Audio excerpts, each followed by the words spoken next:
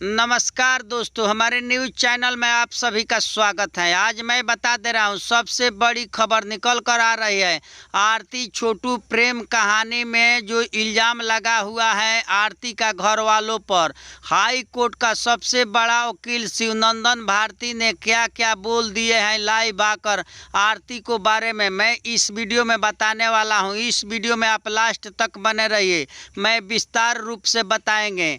शिवनंदन भारती वकील साहब को कहना है कि छोटू के पापा ने अपने एक बेटा खोए हैं, लेकिन आरती के घर वालों ने सब कुछ खो गया है। आरती के घर वालों ने अपना इज्जत भी खो गए हैं, अपना धन संपत्ति भी खो गए हैं, अपना लड़की भी खो गए हैं। आरती ने जाकर रह रही है छोटू का घर।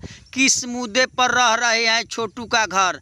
कानूनन कार्रवाई होगा तो आरती जाएगी जेल और छोटू का पापा भी जाएंगे जेल। शिवनंदन भारती वकील साहब को कहना है कि आरती का घर वालों ने निर्दोष हैं, हम निर्दोष साबित करके दिखाएंगे कोर्ट में। तो क्या आप लोग को लग रहा है कि आरती का घर वालों ने निर्दोष हो जाएंगे? तो यदि निर्दोष हो जाएंगे तो कमेंट बॉक्स में कमेंट कर बताइएगा। नमस्कार, प्रणाम, हर हर महादेव।